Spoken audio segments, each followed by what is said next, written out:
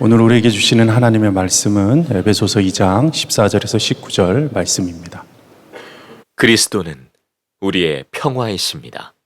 그리스도께서는 유대 사람과 이방 사람이 양쪽으로 갈라져 있는 것을 하나로 만드신 분이십니다. 그분은 유대 사람과 이방 사람 사이를 가르는 담을 자기 몸으로 허무셔서 원수된 것을 없애시고 여러 가지 조문으로 된 계명의 율법을 폐하셨습니다. 그분은 이 둘을 자기 안에서 하나의 새 사람으로 만들어서 평화를 이루시고 원수된 것을 십자가로 소멸하시고 이 둘을 한 몸으로 만드셔서 하나님과 화해시키셨습니다. 그분은 오셔서 멀리 떨어져 있는 여러분에게 평화를 전하셨으며 가까이 있는 사람들에게도 평화를 전하셨습니다. 이방 사람과 유대 사람 양쪽 모두 그리스도를 통하여 한 성령 안에서 아버지께 나아가게 되었습니다. 그러므로 이제부터 여러분은 외국 사람이나 나그네가 아니요 성도들과 함께 시민이며 하나님의 가족입니다.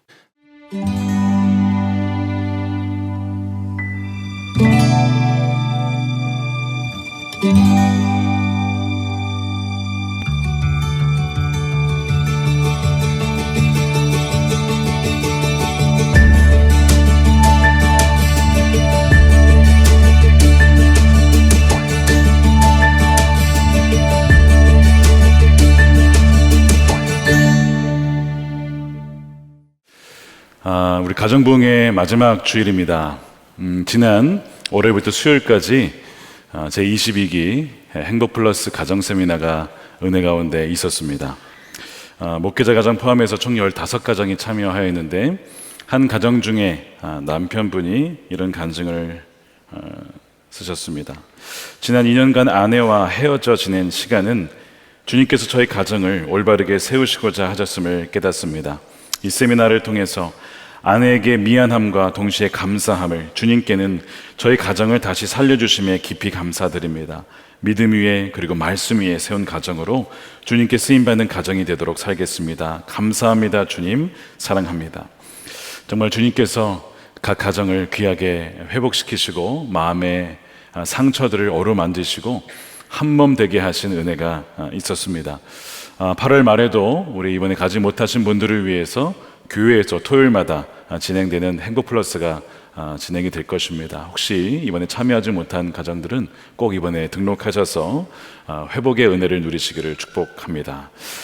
우리가 가정 부흥회 때마다 놓치지 말아야 될 한 형태가 있는데 바로 독신이라고 하는 가정입니다. 하나님은 예수님과 그의 나라를 위하여서 자신 스스로 독신을 택하고 그렇게 인생을 드린 그분들을 굉장히 귀하게 여기셨습니다. 이들은 가정을 이루어서 자녀를 낳음으로써 하나님 나라를 확장하는 것은 아니지만 복음을 증거하고 믿음으로 자녀를 낳음으로써 그 나라를 확장하는 그런 귀한 분들입니다. 그래서 사도 바울이 이 독신으로 부름받은 이들이 있다라고 말씀을 하면서 이렇게 얘기를 하죠. 고린도전서 7장 7절에 나는 모든 사람이 다 나와 같이 되기를 원합니다. 그러나 각 사람은 하나님께로부터 받은 은사가 있어서 이 사람은 이러하고 저 사람은 저러합니다. 결혼하지 않은 남자들과 가부들에게 말합니다. 나처럼 그냥 지내는 것이 그들에게 좋습니다. 이 독신이라는 것은 은사기 때문에 모두에게 적용되지 않는다는 것이죠. 특별히 주의 나라를 위하여서 독신으로 부름받은 이들은 그렇게 드리는 것은 너무나 귀한 것이다. 자신의 시간과 재정과 에너지를 그의 나라를 위해서 드리는 것은 결코 헛되지 않다라고 말씀을 하는 거예요. 이것이 성경이 독신을 지지하는 이유이기도 합니다. 게다가 결혼은 말씀드린 것처럼 일시적인 제도죠. 이 세상에서만 존재하는 제도예요. 왜냐하면 예수님이 우리의 궁극적인 신랑이시기 때문에 그렇습니다. 그래서 독신으로서 살아간다는 것은 한편으로는 신랑 대신 예수님과의 그 친밀한 관계를 통하여 신랑과 바로 그 신부, 교회와 예수 그리스도의 그 관계를 보여준다는 점에서 이미 이 땅에서 그 신부로서의 삶을 살아가고 있는 것이지요. 그렇기 때문에 이 독신은 어떤 결혼한 부부나 그 부부보다 못한 2등급 신자가 아니라는 것을 분명히 알아야 됩니다. 물론 독신의 삶에는 좋은 점도 있고 장점도 있겠지만 그렇지 못한 점들도, 또 외로운 점들도, 어려운 점들도 분명히 있을 것이고 치러야 할 대가도 있을 것입니다. 부부만이 누릴 수 있는 어떤 친밀함이라든가 어떤 홀로 있기 때문에 겪을 수 있는 어려움들이 있기 때문에 그래요. 하지만 성경 분명히 이 독신이 중요한 사명이라고 말씀을 합니다. 그렇기 때문에 예수님께 속한 독신으로 평생 살아가는 것은 하나님이 디자인하신 최선의 삶에 미치지 못하는 삶이 아니라는 것을 여러분은 꼭 아시기를 바랍니다. 그래서 사도 바울을 포함해서 기독교 역사를 보게 되면 싱글로서 평생을 살아간 많은 이들이 있었습니다. 그들의 헌신과 도움이 없이는 아마 기독교는 이렇게 이어지지 못했을 것입니다. 언약을 지키며 그리스도를 높이는 존귀한 삶을 살았기 때문에 그래요. 그래서 교회에서는 이 성경적인 가르침에 근거해서 독신이나 솔로로 살아가는 이들을 귀히 여길 수 있어야 됩니다.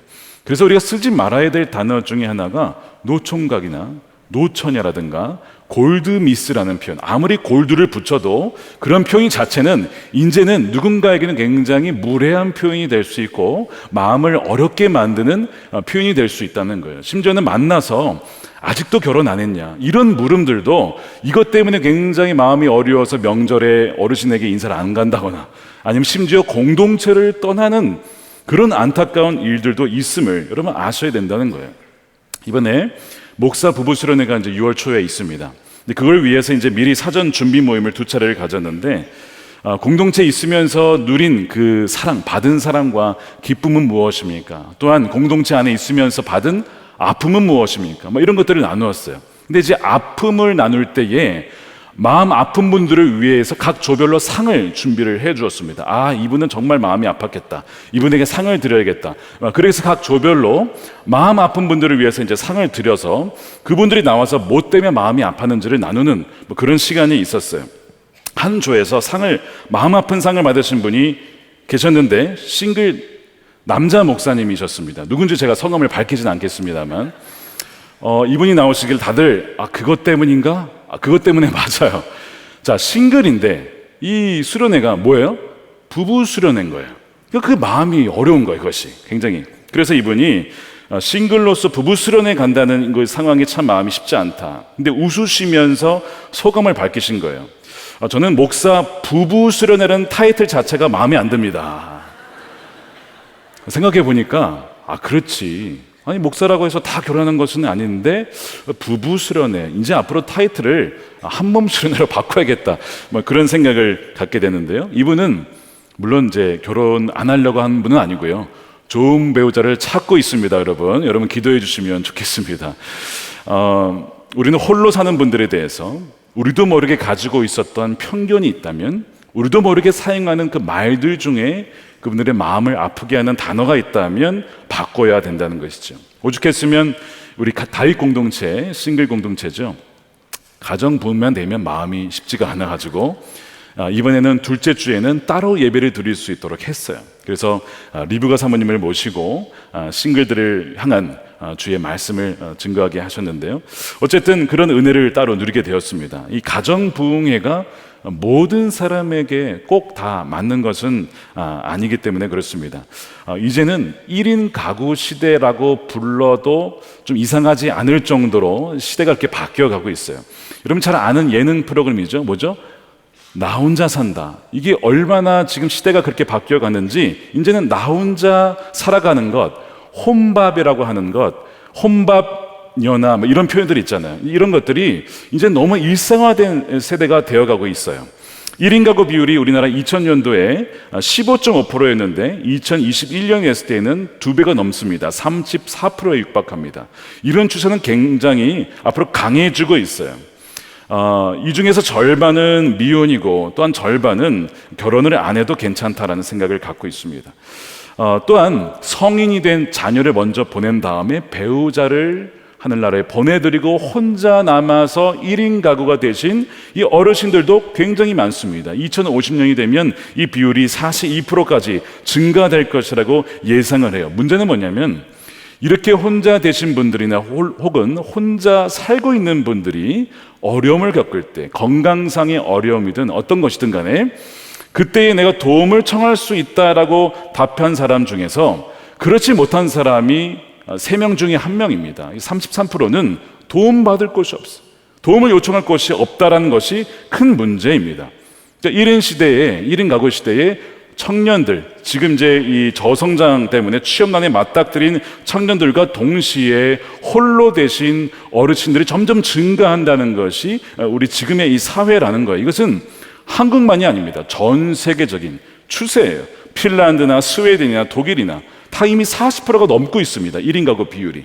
그래서 독일은요, 2018년에 이 외로움 무장관직, 이런 장관을 세웠어요. 외로움을 관장하고 그를 잘 해결할 수 있는 장관을 세웠고, 2021년에 일본도 역시 고립과 고독 담당 장관을 세워서 국가적으로 이 문제를 어떻게 보든 해결해 보려고 하지만 예산이 충분하지 않을 뿐만 아니라 이 영국 같은 경우에는 2년 동안 장관이 3번이나 바뀔 정도로 이게 쉽지 않다는 것을 보여줍니다. 근데 이들이 느끼는 외로움은 단지 옆에 누가 없기 때문만은 아닙니다. 케임브리지 대학교 국제 비즈니스 경영센터 부소장을 역임했던 노리나 허츠라는 분이 쓴 책인데요, 고립의 시대라는 유명한 책을 쓰셨습니다. 베스트셀러가 됐는데 이분이 그런 얘기를 해요. 외로움은 단지 애정이나 동반자, 친밀함을 상실한 느낌으로만 정의해서는 안 됩니다. 사람들이 친밀하게 느껴야 하는 사람들과의 단절된 기분이면서 동시에 우리 자신과 단절되고 사회와 가족이 이르는 맥락에서 자신이 제대로 지지받지 못하고 있다라고 하는 상황에서 오는 외로움이기 때문에 단지 옆에 누가 없다는 것만의 외로움이 아니라는 거예요. 사회적으로 그런 분위기가 가고 있는 것 아니냐. 이런 흐름 속에서 볼 때에 저는 묻고 싶습니다. 과연 우리 교회 공동체는 이런 1인 가구에게 우호적인 공동체냐? 홀로 되신 어르신들이 누가 와도 정말 우리의 아버님과 어머님 같이 이렇게 모실 수 있고 그들을 받아들일 수 있는 공동체냐?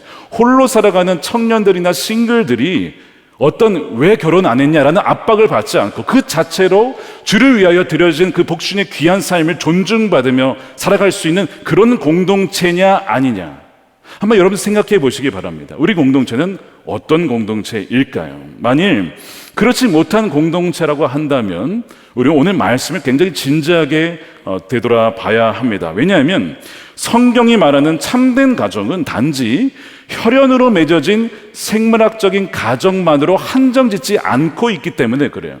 우리가 가족이라고 할 때는 단지 우리 육신의 가족만이 아니라는 것이죠. 참된 가족은 하나님을 아버지로 모시고 형제 자매가 된 이 교회가 참된 가족이라고 말씀을 합니다. 에베소서 2장 19절 말씀을 함께 읽어보겠습니다. 시작. 그러므로 이제부터 여러분은 외국 사람이나 나그네가 아니요 성도들과 함께 시민이며 하나님의 가족입니다. 믿으십니까? 사도 바울이 에베소 교인들에게 인종과 민족과 문화를 뛰어넘어서 하나 된 한 가족을 말씀을 하고 있어요. 본래는 유대인이나 헬라인이나 어떤 인종적인 차별과 어떤 담이 있기 마련이죠.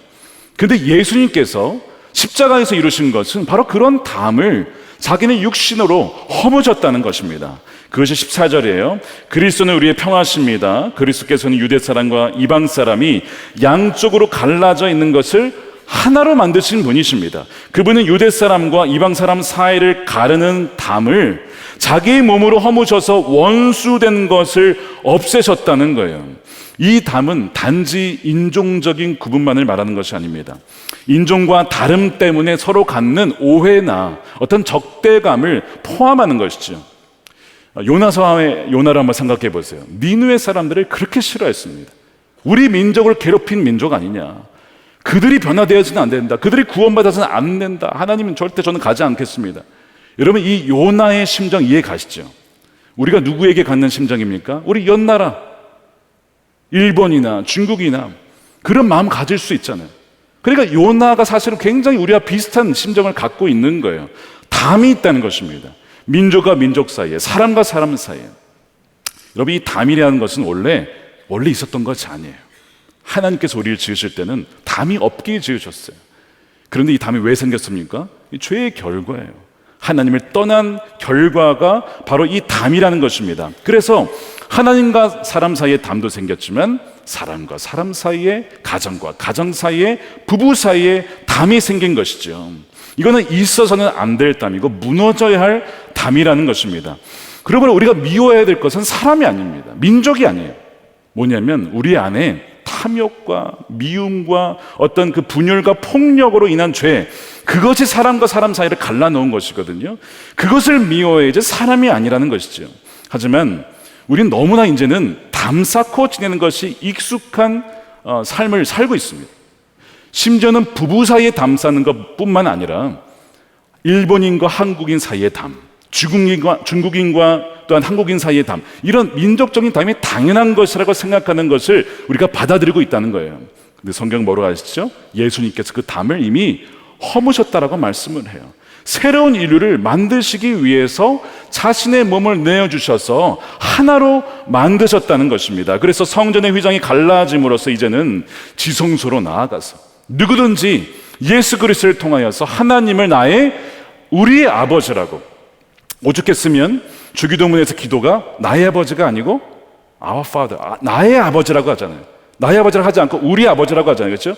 우리의 아버지, 우리에게 일용할 양식을 주시고 우리를 말하고 있어요. 근데 계속 우리는요, 나라고 말하고 있습니다. 나의 아버지, 나의 가정, 나의 것, 수많은 담을 세우고 있다는 것입니다. 이 말씀을 가정에게 적용하면 물론 혈연적으로 맺어진 가정이 너무 귀하죠. 그러나 성경이 말하는 가족이라고 할 때는 그것만이 아니라 이 혈연적인 가정을 뛰어넘는다는 거예요. 이건 굉장히 혁명적인 말씀입니다. 가족의 범주를 넘어서면 당연히 타인이라고 하는 담이 있지만 예수님 뭐라고 하냐면 이 담이 다 이미 무너졌고 우리는 이미 예수님 안에서 하나님의 자녀들이요 한 가족이라고 말씀을 하고 있는 거예요. 자, 그래서 15절 말씀에 이렇게 되어 있습니다. 함께 읽어보겠습니다. 시작. 여러 가지 조문으로 된 계명의 율법을 폐하셨습니다.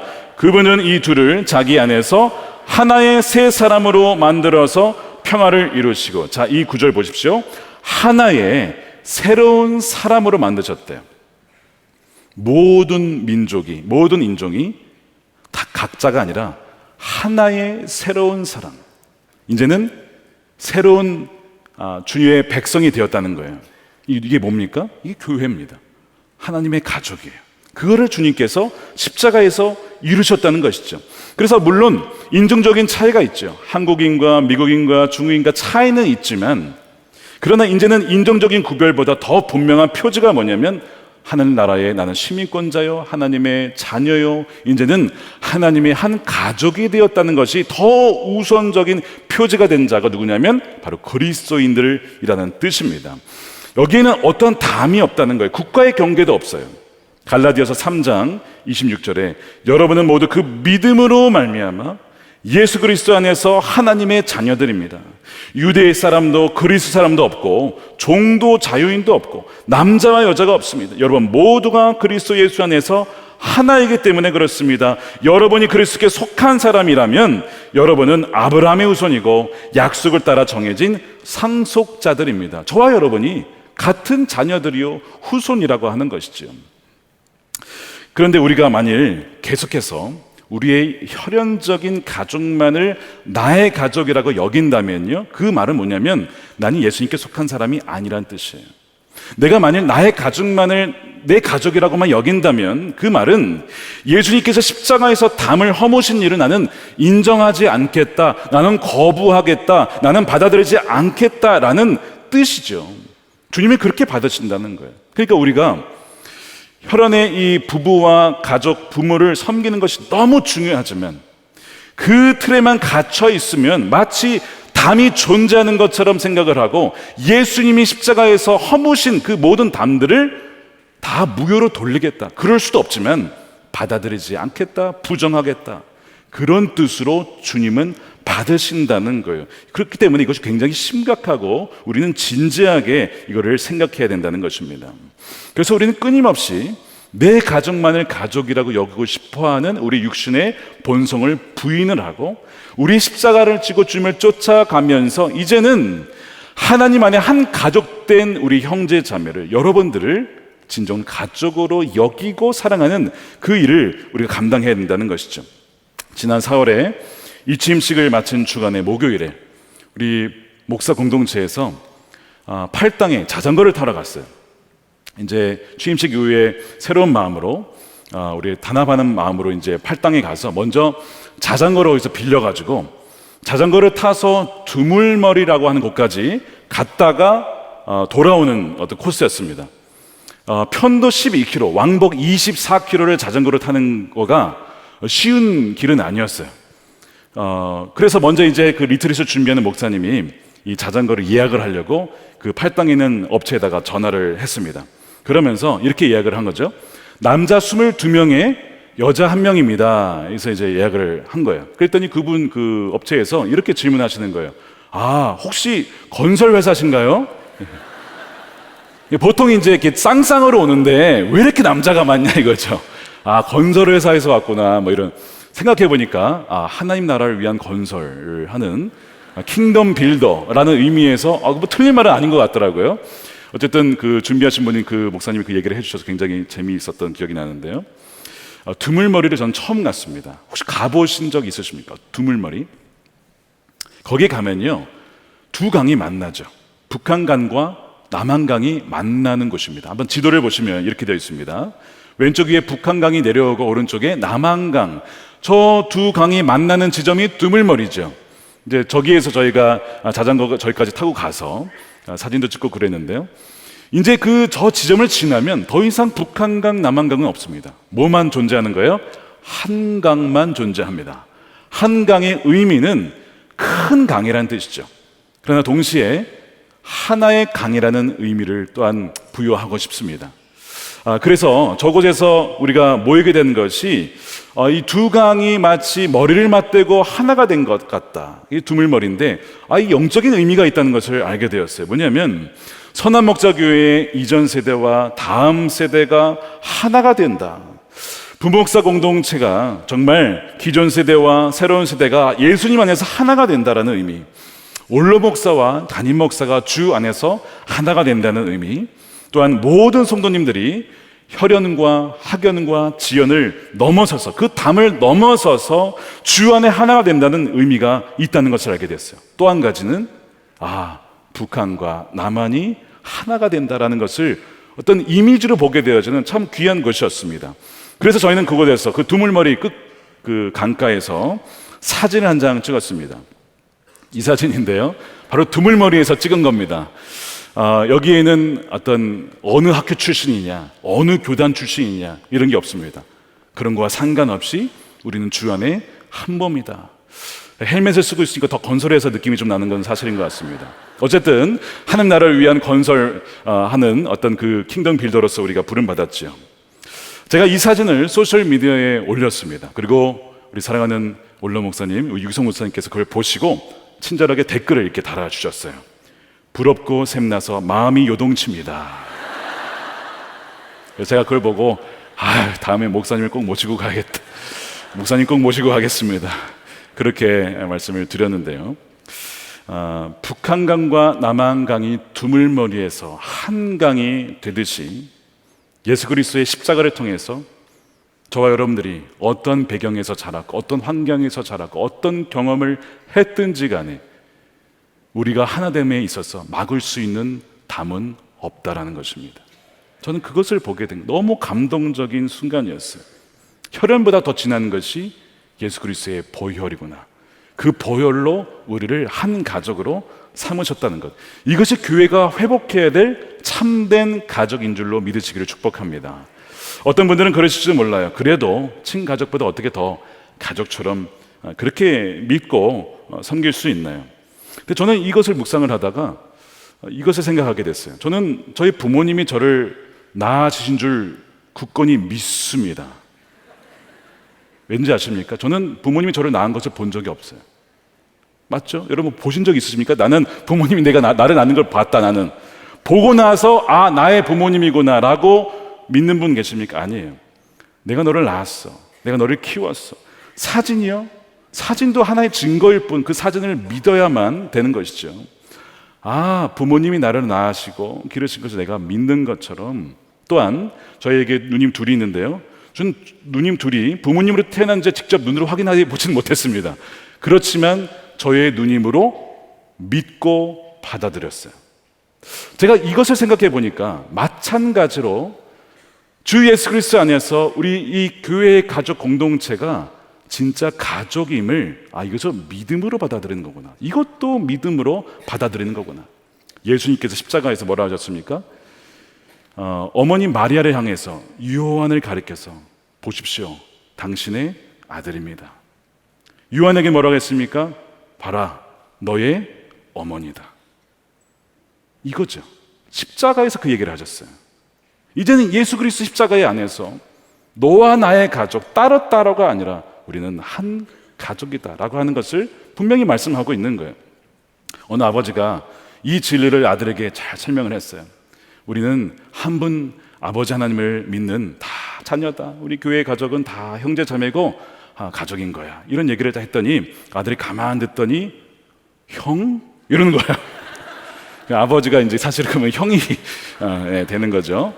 천재, 이 아들은 천재더라고요. 어떻게 그 진리를 그렇게 바로 적용해서 할 수가 있는지. 여러분, 진정 교회가 이 참된 가족의 모습을 회복한다면 어떤 모습이 될지, 이 사회가 어떻게 될지 여러분 상상해 보실 수 있겠습니까? 혼자 살아가시는 어르신들 1인 가구와 혼자 살아가는 싱글 청년들 뿐만 아니라 이제 40, 50 넘어가는 그들이 혼자가 아니라 우리가 그들의 가족이 되고 그들이 우리의 가족이 된다면 이 사회가 지금 이 국가적인 의제로 삼고 장관을 세우면서까지 해결해 버려는, 여러분 해결 못합니다. 근데 이미 주님께서는 우리에게 교회라고 하는 전 세계적인 가족을 이미 주신 거예요. 우리가 그것을 믿지 않고 혈연의 가족으로만 우리가 묶어놨기 때문에 그런 것이지, 이미 십자가에서 우리에게 놀라운 가족을 이미 주셨다는 것입니다. With neighbors라고 하는 비전을 제가 제시를 했는데, 이 with neighbors라고 하는 이웃과 함께 한다는 것의 비전 중에 하나는 뭐냐면 복정동과 성남과 교회 주변에 더 이상 홀로 외로운 분들이 없게 하자 라고 하는 것이거든요. 나는 이제 외로워, 힘들어, 우울해. 청소년들도 얼마나 많은 자살을 시도하는지 몰라요. 누가 있어서 외롭지 않은 게 아닙니다. 같이 있어도 그럴 수 있어요. 그래서 너와 나의 담을 허물고 예수님 안에서 한 가족임을 선언하고 그 믿음대로 살아갈 때에 도대체 이 사회가 어떻게 바뀔까? 너무나 기대가 되고 흥분이 되는 거예요. 물론 우리 힘으로는 할 수 없어요. 왜요? 우리는 굉장히 이기적인 존재이기 때문에 그래요. 그러나 성령으로는 가능합니다. 초대교회 바로 그것이 증거예요. 초대교회 폭발적인 성장과 부흥이 있었어요. 그 이유는 성령의 역사고, 두 번째는 초대교회는 진짜 그들이 가족이었어요. 그래서 전염병이 창궐했을 때 로마 사람들은요 서로 자기 가족만 챙기거나 심지어 자기 가족을 버리고 도망갔습니다. 자기 살겠다고. 그러니까 이 혈연으로 맺어진 것조차도 여러분 그 전염병 앞에서는요 이게 없는 거예요. 그런데 기독교인들은, 그리스도인들은 어떻게 했냐면 자기 가족만이 아니라 교회 공동체의 가족을 챙겼어요. 그래서 압도적으로 생존율이 높았다는 거잖아요. 하지만 그것이 교회에만 그치지 않고 믿지 않는 이들을 향한 사랑까지 넘어갔다는 거. 어떻게 그럴 수 있었는가를 돌아보면 부활신앙이죠. 예수님을 믿음으로 죽음을 두려워하지 않는 부활신앙과 동시에 우리가 다 한 가족이다, 하나님의 백성이다라고 하는 것이 믿어지니까 서로를 돌봤을 때에 그 전염병을 이겨냈던 것. 그렇기 때문에 이 교도들의 입장에서 지금 이 전염병의 사회적 관계망이 다 무너졌거든요. 그런데 이 교회는요 서로 가족된 이 공동체에서 자기를 돌봐주니 나도 그 나라의 가족이 되고 싶습니다 라고 하면서 폭발적인 이 증거가 일어났던 것입니다. 그에 비추어서 우리가 코로나를 지나면서 우리의 모습을 돌아봐야 돼요. 우리는 어떠했느냐. 이 코로나는 우리의 공동체가 어떠한 상태로 지금 존재하고 있는지를 테스트하는 기간이었던 것이죠. 교회가 왜 사회에서 공공 영역에서 역할을 감당하지 못하느냐라는 이야기가 있어요. 근데 그걸 말하기 앞서서 먼저 물어야 될 것은 우리가 어떠한 공동체로 지금 존재하고 있느냐, 정말 우리는 참된 가족으로 여기고 내 몸과 같이 사랑하는 그런 사랑의 공동체로 존재하고 있느냐, 아니면 그저 혈연으로만 맺어진 가족들의 집단이냐? 여러분, 이거는 전혀 다른 문제가 되는 거예요. 그러므로 우리가 교회가 세상에서 무엇을 하느냐보다 중요한 것은 우리가 진정 하나님의 참된 가족으로 존재하고 있느냐. 그렇지 못하다면 그것을 회개하고 그것을 변화시킴으로 변화를 받아서 참된 가족이 되는 것이 우선이라고 하는 것이죠. 그럴 때에만 이 세상에서도 공공의 영역에서 그 역할을 감당하게 되는 교회가 된다는 것입니다. 곧 다가오는 이 목사 부부 수련회 준비하면서 사전 모임 때 한 사모님이 그런 얘기를 하셨어요. 공동체에서 받은 사랑이 뭡니까? 뇌하수체 종양이 있었다고 해요. 그 진단을 받고 치료를 받는데 이 목사 부부 공동체에서 그 사모님 위해서 금식하며 기도를 해주신 거예요. 그래서 그 사모님이 더 이상 그 종양이 커지지 않아서 정상적인 지금 생활을 하고 계시거든요. 그때를 생각하면서 저를 위해서 금식하며 기도해 준 이 공동체가 저의 가족입니다. 그 사랑을 제가 받았습니다. 그 나눔을 하시는 것을 보았습니다. 그러니까 여러분, 가정의 회복 너무 중요하지만 거기에 그쳐서는 안 된다. 이것이 넘쳐서서 넘어가서 우리의 주 예수 그리스도 안에 하나 된 이 가족을 세우는 그 일에 우리가 헌신되어야 한다는 거예요. 물론 여기에는 양극단이 있어요. 목사님, 그 너무 이상적이지 않습니까? 이상주의가 있어요. 그러니까 모든 일이 이제 다 잘 될 거야. 우린 다 가족이니까 아무런 어려움이 없을 거야. 여러분, 그렇지 않습니다. 우리는요, 지극히 이기적이고 개인적이고 자기 중심적인 사람이에요. 사람이 같이 산다는 것은 쉬운 일이 아닙니다. 많은 갈등 요소가 있어요. 이것을 부정해서는 안 됩니다. 한편으로 냉소주의가 있어요. 그것이 어떻게 가능하겠습니까? 말도 안 됩니다. 아니, 가족이라면서요 라고 하면서 조롱한 사람들도 있어요. 성경은 냉소주의도 배격하고 이상주의도 배격해요. 우리는 깨어진 세상에 살고 있기 때문에 비록 참된 가족으로 만들어지면 이것이 쉽다는 일이 결코 아닙니다. 그러나 가능한 이유는 뭐냐면 예수님께서 십자가에서 이미 그 담을 허무셨고, 첫 번째. 두 번째는 우리 안에 계신 성령께서 우리의 육신을 나는 죽고 정말 우리 안에 계신 주님으로 살게 하기 때문에 그것이 가능하다는 거예요. 그것이 오늘 바로 18절 말씀입니다. 우리 함께 읽어보겠습니다. 시작. 이방 사람과 유대 사람 양쪽 모두 그리스도를 통하여 한 성령 안에서 아버지께 나아가게 되었습니다. 예수님이 아니면 안 되고요. 또한 그리스도의 영이신 성령 안에서만 일이 가능해요. 우리가 성령으로 충만하지 않으면 우리 얼마나 우리가 육신의 소욕에 이끌려 살아가는지 모릅니다. 우리의 가족도 사랑하지 못하는 존재가 우리예요. 그러나 성령 안에 있으면요, 성령으로 충만하면 이것이 가능하더라는 것이죠. 제가 오늘 토요일 날 말씀을 준비하다가 이제 산책을 하러 동네를 쭉 도는데 복정공원에서 우리 사랑부 우리 아이들을 만났어요. 그 부모님들과 같이 다 와 있는 거예요. 굉장히 많았습니다. 그래서 날씨도 좋았기 때문에 오늘 산책을 나왔구나 생각했는데 부모님들이 아니에요. 예수마을 학교라고 해서 토요일마다 10시부터 오후 2시까지 사랑부 그 장애인 아이들을 교회에 맡기면 선생님들이, 그러니까 학생들이 30명인데 선생님이 60명, 봉사자 60명이 와서 그 아이들과 함께 시간을 보내고, 그동안 부모님들은 좀 쉬기도 하고 장도 보시고 그 아이들과 식사도 하고 공원도 가고 산책도 하고, 바로 그 예수마을 학교 그 행사 프로젝트였던 거죠. 매주 있는데요, 보니까 부모님이 아니라 교회 우리 가족들이었어요. 근데 얼핏 보면 부모님처럼 보여요. 어찌나 그렇게 사랑해주고 이뻐해주고 해주는지 그 모습을 보니 너무 감동이 됐어요. 이것이 육신으로 가능한 일인가? 성령께서 우리 안에 모든 이기적인 것을 내려놓게 하시고 정말 나의 가족으로, 나의 자녀로 사랑하게 하시니까 이것이 가능한 것이구나 하는 것을 제가 그때 보게 되었습니다. 저는 목회하면서 이 주제가 참 저에게 과제였습니다. 왜냐하면 제가 뭐 사랑을 한다거나 혹은 저에게 잘해 주신 분들, 저를 사랑해 주신 분들을 사랑하는 건 여러분 어렵지 않았어요. 그런데 그렇지 않거나 또한 더 나아가서 진정 나의 가족으로 여길 수 있는가에 대한 부분은 또 다른 문제였던 겁니다. 이것을 그냥 아니야 라고 넘어갈 수 있었지만 주님은 계속해서 정말 너의 가족이냐, 정말 가족처럼 사랑하느냐, 이 부분을 계속해서 도전하시는 겁니다. 미국에 있을 때 이런 분이 계셨습니다. 연세가 70 거의 5세 가까운 유대인이었어요. 남자였고요, 장애인이었습니다. 어릴 적에 부모님을 잃었어요. 고아였어요. 그렇게 잘하신 분이 계셨는데 어떤 분이 이제 그분을 개인적으로 케어하시다가 본인이 타주로 가면서 우리 교회에 이분을 부탁하시는 거예요. 자기가 가니까 이분을 잘 돌봐 주십시오. 저와 그분의 공통점이 없죠. 남자라는 것 외에는. 또 하나 있다면 유대인이긴 했지만 예수님을 믿는 메시아닉 주라고 해서 유대인을 믿는 예수님이라는 거, 그거 외에는 공통점이 하나도 없는 거예요. 이분이 20대 때 교통사고를 당했습니다. 차를 타고 가다가 우측에서 차가 박았는데 차가 돌면서 뒤에 세 대가 연속으로 그 차를 박은 거예요. 그러니까 사실은 죽을 수밖에 없었던 사고였는데 하나님이 살려주셨어요. 그러나 그 이후로 15년간을 휠체어에서 보내야 했습니다. 휠체어 그 이후에 걷기 시작했지만 목발 없이는 걸을 수가 없었고 일을 제대로 할 수가 없으니, 수입이 없으니 삶이 계속 낮아지게 되는 것이죠. 국가에서 어떤 거처를 주긴 했지만 굉장히 허름해요.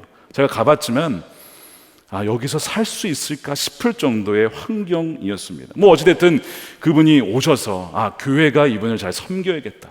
감사하게도 여손교회에서 음식을 준비해서 주시기도 하고요, 사서 주시기도 하시고 옷을 사주시기도 했고요, 어떤 분은 중고 핸드폰을 살 수 있도록 그렇게 재정을 주시기도 하고, 남성교회에서는 돌아가면서 이분은 라이드 차를 태워서 이제 그 푸드 팬트리라고 음식을 주는 곳이 있어요. 첫 번째, 두 번째, 또 약을 사서 집까지 가서 그 모든 것을 다 배달해서 올려드리는 일까지 하는 것을 남성교회에서 돌아가면서, 그러니까 교회가 이분을 같이 함께 섬긴 것인데 저도 남성교회 일원으로서 그것을 섬기게 되었습니다. 그래서 2주에 한 번 혹은 어떤 때는 일주일에 한 번 이분은 아침에 9시 반에 픽업을 해가지고 돌아오면 한 3시, 그러니까 한 5시간 넘게 시간이 소요되는 긴 시간이었습니다. 어느 날은 이분을 이제 푸드팬트리에 모셔다 드리고 이제 기다리는데 안 나오시는 거예요. 30분이 지나도 40분이 지나도, 여러분 기다리는 거 쉽지 않잖아요. 1시간쯤 되는데 나오시는 거예요. 근데 죄송하다는 말도 안 하시고 그냥 나오세요. 근데 제 마음에 사실 주님께서 이런 마음을 주셨었어요. 너에게 갚을 수 없는 일을 도우면 너가 복될 거다. 주님, 제가 그 마음으로 섬기겠습니다. 그래서 모든 그 마음을 내려놓고 정말 마음을 다해서 그렇게 섬겼어요. 2번째 갔더니 저희가 너무 늦게 나와서 음식이 없대요. 그래서 이분을 모시고 큰 마트에 가서 장을 봤습니다. 이분이 장을 본 적이 없는 거예요. 어디에 무슨 음식이 있는지를 몰라요. 그 시간도 또 많이 소요가 됐어요. 다 해드리고 사서 집에 다 음식을 올려다 드리고 그렇게 이제 인사를 하고 나왔는데 전화가 다시 와요. 그분이에요. 추수감사절이 다가오는데 가족 그 식사에 저를 초대해 주실 수 있나요? 저를 가족으로 여겨주신다면 초대해 주실 수 있으신가요? 제가 가족이라는 말에 굉장히 놀랐어요. 제가 이분을 목회자로서 도와드리고 섬겨드리는 것은 얼마든지 할 수 있는데 나는 이분을 가족으로 받아들였는가? 아니었던 것 같아요. 근데 주님이 물으시는 것 같았어요. 너 정말 내 사랑하는 이 아들을 가족으로 여기겠느냐? 미국은 목요일 날 추수감사절 식사를 합니다. 보통 가족들이 모여서 식사를 하는데 저희는 청년들이 많아서 교회에서 청년들을, 혼자 있는 청년들을 다 불러다가 교회에서 식사를 했던 주간이었기 때문에 교회에 그분을 초대했어요. 대신에 방에 저희 가족들만 모인 곳에 그분이 함께 자리를 하고 식사를 하는데 우시는 거예요. 왜 그러시냐? 자기는 부모님을 어릴 적부터 잃었기 때문에 이런 식사를 해본 적이 없다는 거예요. 늘 원했던 것, 가족들이 함께 모여서 추수감사절 하나님께 감사하며 식사하는 것이 늘 원했던 것인데 하나님께서 오늘 저에게 그런 선물을 주셨다고 하면서 막 눈물을 흘리시면서 식사를 제대로 못 하시는 겁니다. 그날 그렇게 식사를 하고 제가 다시 그 숙소에 모셔다 드리고 이제 인사를 하는데요, 들어가시다가 이 목발을 짚고 들어가는 거죠. 들어가시다가 저를 뒤돌아서 딱 보는 거예요. 그럼 저에게 이런 얘기를 하시는 거예요. 데이빗, 오늘 너무 고마웠어요. 너무 고마웠어요. 저를 가족으로 여겨주셔서 감사해요. 그 다음에 I love you. 데이빗, I love you. 그 이미지가 저는 너무나 생생해요. 왜 생생한 줄 아십니까? 그것이 저에게 주는 주님의 메시지였기 때문에 그래요. 다윗아, 고맙다. 이 교회에서 또한 너가 이 아들을, 어디에서도 잘 받아주지 않는 이 아들을 가족처럼 여기고 사랑해 주어서 고맙다. 너를 사랑한다. 로 저는 받았기 때문에. 정빙을 받고 제가 한국을 가게 되었다 라고 했을 때 가장 많이 운 두 분 중에 한 분이 그분이었어요. 데이비, 너 가면 나는 어떡해? 나는 어떡해? 마음이 쉽지 않았어요. 그런데 제가 그랬습니다. 너무 죄송해요. 그런데 교회가 이제는 당신의 가축입니다. 저보다 더 좋은 우리 형제 자매가 거기 있으니까 걱정하지 마세요. 그렇게 위로해드리고 올 수밖에 없었습니다. 사랑하는 여러분, 혹시 여러분 주위에 정말 가족으로 여기고 사랑해야 될 분 계시지 않습니까?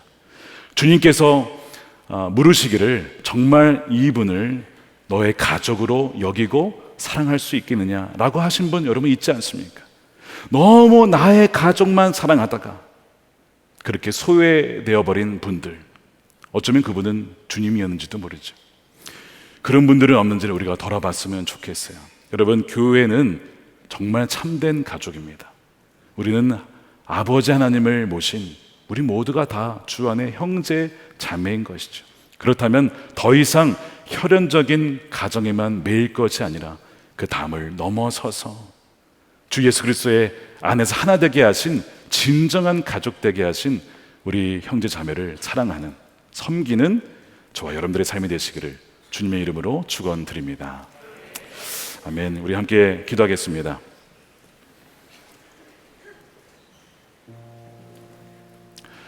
외로운 사회가 되어갑니다. 1인 가구 시대가 늘어가고 있습니다. 이런 시대 속에서 주님은 우리 교회에게 물으십니다. 너희가 바로 그들의 가족이 되어주겠느냐? 그들을 사랑하고 너희의 가족 공동체에 받아들이고 교회에 받아들여서 주님께서 말씀하신 것처럼 너의 어머니다, 주님께서 요한에게 말씀하신 것처럼 또한 아들이라고 하신 것처럼 그렇게 우리의 가족으로 정말 받아들이고 사랑할 수 있는 그런 우리 교회가 되기를 원합니다. 우리의 이 가족의 한계를 넘어서기를 원해요. 장벽을 넘어서고 이미 허물어졌습니다. 이제는 정말 예수 그리스도의 피로 말미암아 맺어진 진정한 참된 가족임을 알고 주여 사랑하며 섬기며 우리의 개인주의적인 아주 이기적이고 자기중심적인 소욕을 십자가에 못 받고 진정 우리의 모든 우리 형제 자매를 사랑하는 우리가 되게 해달라고 우리 함께 동성으로 기도하도록 하겠습니다.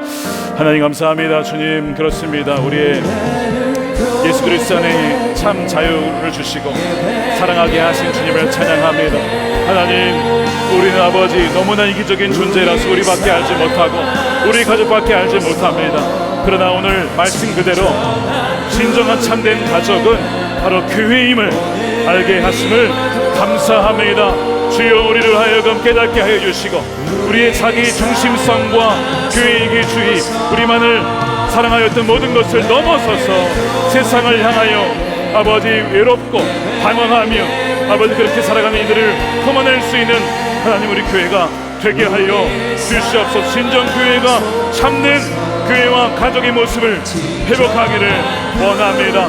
주여, 성령 안에 그 일을 이루시고 예수 그리스도의 십자가의 능력으로 그렇게 이뤄가게 하여 주시옵소서.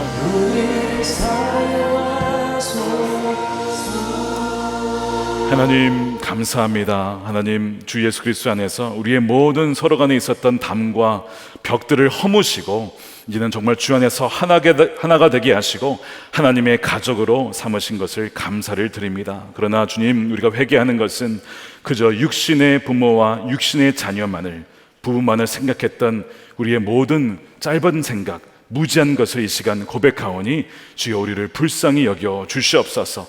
이제는 이 가족이라는 범주가 혈연으로 그치지 않게 해주시고 진정 예수 그리스도의 보혈로 말미암아 하나가 된 우리 가족 공동체, 참된 가족을 위하여 섬기며 사랑하며 포용하며 받아들일 수 있는, 또 다가갈 수 있는 하나님 이 교회가 될 수 있도록 인도하여 주시옵소서. 사회적으로 참으로 이 외로움이 이슈가 되고 있고 혼자 살아가는 어르신들이 참 많이 아버지 늘어나는 이 시대 가운데 누구도 외롭지 않도록 함께 가족이 되어지는 그런 교회, 정말 세상에서 참된 양식과 빛과 소금의 역할을 감당할 수 있는 이 교회가 될 수 있도록 하나님 사랑하는 성도들을 통하여서 그 일을 이루어 주시옵소서. 우리의 힘으로 할 수 없음을 고백하며 예수 그리스도의 십자가의 능력과 성령의 능력 안에서 이것을 감당할 수 있는 힘과 하나님 지혜와 힘을 더하여 주시옵소서. 이 시간에 구별하여 11조로 감사헌금으로 물질을 주님께 올려드리오니 물질만이 아니라 우리의 몸과 마음도 주님께 올려드릴 때에 주님이 기뻐하시는 데에 마음껏 우리의 인생을 사용하여 주시옵소서. 하나님, 둘로 갈라진 이 한반도를 긍휼히 여겨주시옵시고 복음의 십자가의 능력으로 속히 하나 되게 하여 주시옵시고 모든 대적하였던 모든 것들이, 원수되었던 것들이 하나님 이미 십자가 안에 무너졌음을 선포하오니 주여 하나 되게 하는 역사가 속히 일어나게 하여 주시옵소서. 아버지, 복음이 땅끝까지 증거되게 하여 주시고 지금도 선교사님들 주여 땅끝까지 이르러 복음을 증거할 때에 감당할 수 있는 힘과 세임을 더하여 주셔서 주님이 다시 오시는 그날 우리가 함께 그 일을 목도할 수 있는 은혜를 누리게 하여 주시옵소서. 감사함이 우리 주 예수 그리스도의 이름으로 기도드립니다. 아멘. 다 같이 일어나셔서 우리 봉헌하며 우리에게 소원이 하나 있네 찬양하겠습니다.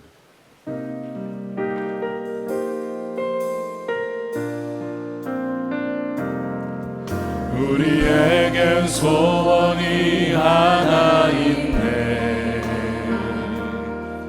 주님 다시 오신 그날까지 우리 가슴에 새긴 주의 십자가 사랑 나의 교회를 사랑케 하네. 주의 교회를 향한 우리 마음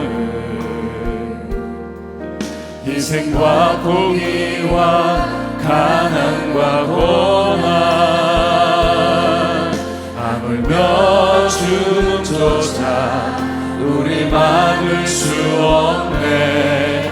우리 교회는 이 땅에 우리 두 손 들고 찬양할 교회를 교회되게 교회를 교회되게 예배를 예배되게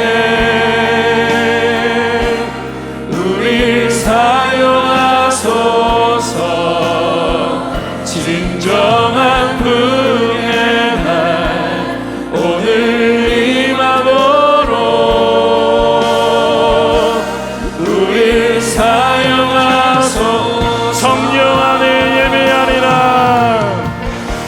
성령 안에 예배하리라.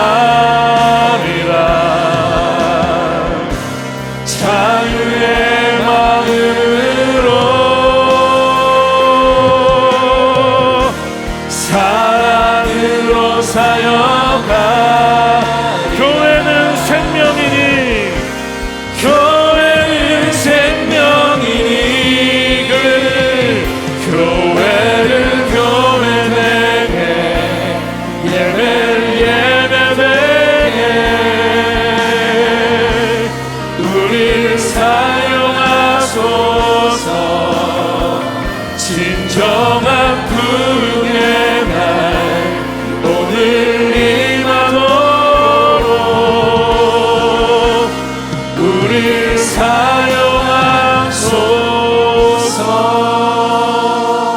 사용하소서. 기도하겠습니다.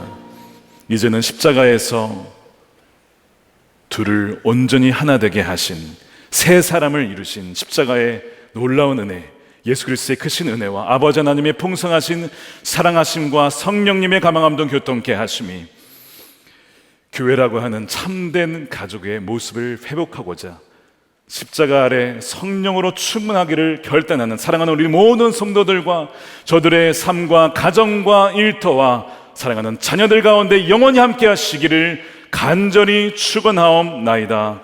아멘.